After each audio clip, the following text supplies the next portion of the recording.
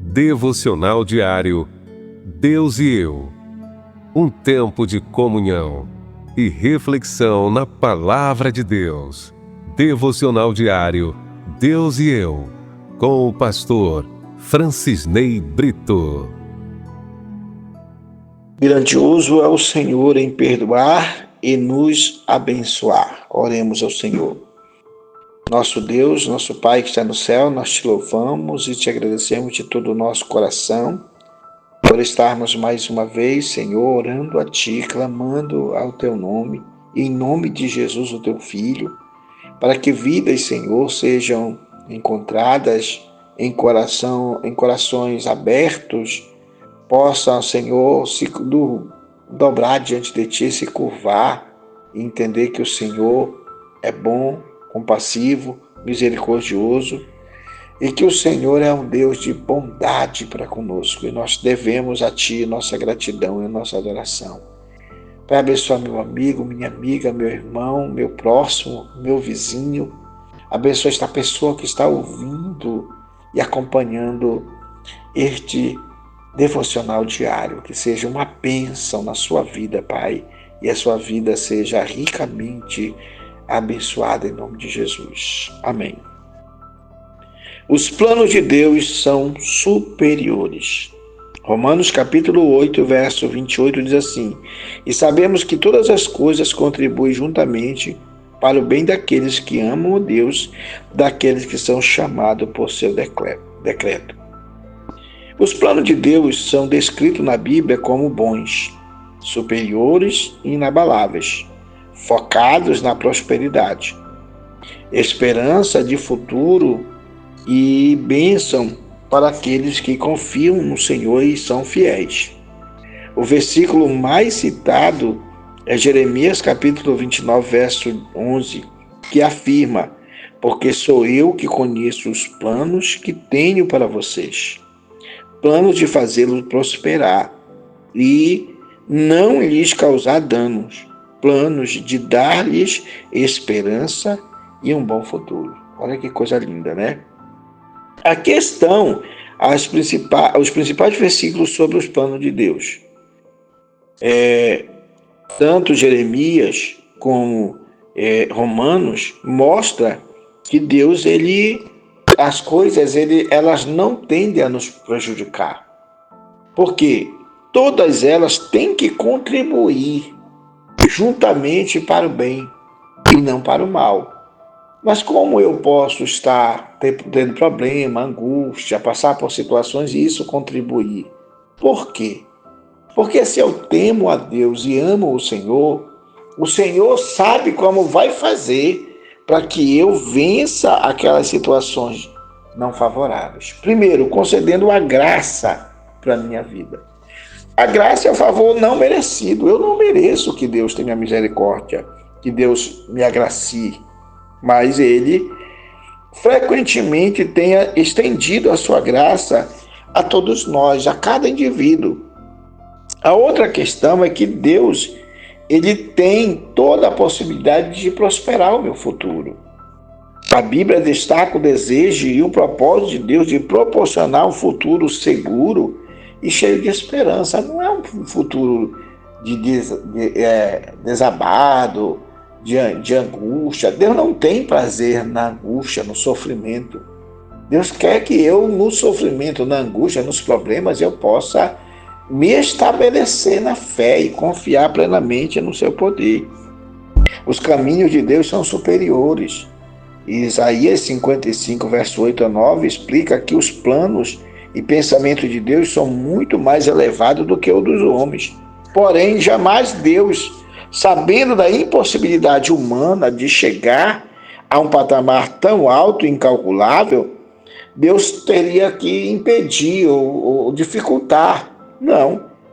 A vontade de Deus é de possibilitar pelo seu amor que venhamos desfrutar desta graça e desta misericórdia.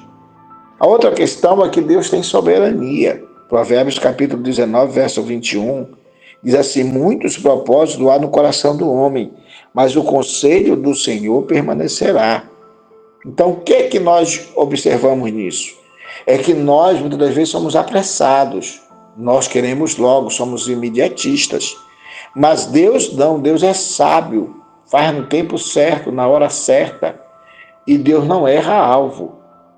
Então afirma que o homem faz plano, mas o certo é esperar na vontade de Deus. A outra questão é que Deus tem direção. Provérbio capítulo 16, verso 3 diz assim: confia ao Senhor as tuas obras e os teus pensamentos serão estabelecidos.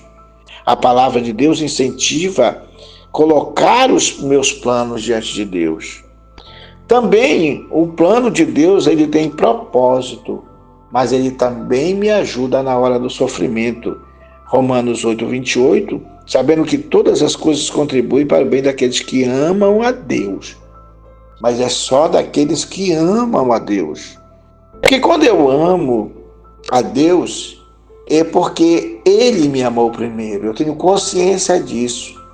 E Ele tem uma chamada especial para aproximar o homem dele. A Bíblia diz: vinde a mim todos vós que estáis cansados e oprimidos, e eu vos aliviarei. Então o propósito de Deus é que você se aproxime dele cada dia.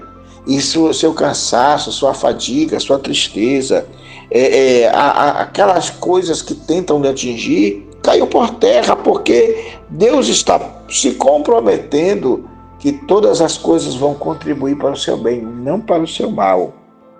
Esses versículos trazem conforto e encorajamento para confiarmos no propósito divino, mesmo quando as circunstâncias não são favoráveis, não são claras, não são tão visíveis, não são tão fáceis de perceber. Isaías 41, verso 10 diz: não temas, porque eu sou contigo. Eu preciso crer nessa promessa. Preciso tomar posse desta promessa. Também Filipenses 4,13 diz assim: posso todas as coisas em Cristo que me fortalece. Ou seja, se eu entender que Deus, Ele pode todas as coisas, Ele tem poder sobre todas as coisas, eu posso crer nessa possibilidade de também conseguir vencer as minhas dúvidas, incerteza, as minhas dificuldades financeiras, as minhas dificuldades sociais, as minhas dificuldades intelectuais. Deus pode me abrir, ampliar minha mente. Quantas vezes eu fui fazer prova, cansado, fadigado, e eu sempre dizia: Deus, o Senhor pode me lembrar de tudo que eu já estudei. E até mesmo o Senhor pode me lembrar daquilo que o meu corpo não consegue entender. E Deus sempre me abençoou nas minhas questões das respostas certas. Primeiro eu começava pelas mais fáceis, aquelas que eu sabia logo, e depois começava a fazer as mais difíceis, sempre confiando, orando e clamando a Deus. Em Mateus capítulo 11, verso 28, quando ele diz: vinde a mim todos que estáis cansados e oprimidos, eu vos aliviarei, ele está fazendo promessa. Eu vos aliviarei. Aliviar de Deus, a gente não sabe a grandiosidade disso aqui, não, gente. A gente não tem a capacidade de medir o aliviar de Deus. Aliviar, geralmente, você toma um remédio e alivia a dor. Mas o alívio divino, ele tem algumas palavras que a gente precisa entender. Quando as pessoas perguntaram: e agora o que vamos fazer, varões e irmãos? Aí ele diz assim, que as pessoas deveriam se arrepender e se converter, para que chegasse o refrigério de Deus pela presença do Espírito Santo. O aliviar de Deus traz refrigério.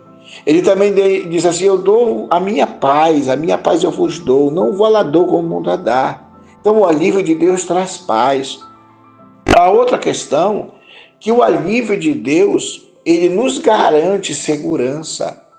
Por quê? Porque nós estamos certos que estamos seguindo agora Ele. Eu estou percebendo Ele, adorando Ele, confiando nele, abraçando-o pela fé, colocando minha vida, meus sonhos e o meu sucesso na sua mão. E aí eu confio firmemente que tudo vai dar certo. Já deu certo. Em nome de Jesus, oremos. Senhor, mais uma vez estamos diante de Ti e Te glorificamos com a força da nossa alma, Te pedindo que estas pessoas, Senhor, que estão nos acompanhando, esses meus amigos, meus irmãos, meus parentes, meus filhos, meus sobrinhos, Senhor, meus tios irmãos, Senhor, todos aqueles meus familiares, essa pessoa que está ouvindo agora, esse empresário, esse caminhoneiro, esse taxista, esse trabalhador rural, esse trabalhador, Senhor, que faz bicos, meu Pai, essa pessoa aflita, essa pessoa carente, essa pessoa enferma no leito do hospital, ela possa entender que o Senhor tem alívio para suas dores, o Senhor tem alívio para sua alma, o Senhor tem alívio, e o teu alívio traz tranquilidade, traz paz, traz sucesso, traz esperança, traz renovação, porque quando estamos na tua presença não estamos sozinhos, Senhor. Nós estamos quietos, sim, mais quieto como se estivéssemos no teu colo, como uma criança que está no colo da mãe. Assim nós estamos, Senhor, confiados que estamos no teu colo, nos teus braços, e que o Senhor tem todas as possibilidades de nos ajudar a vencer, Pai. Recebe minha gratidão e minha adoração, em nome de Jesus.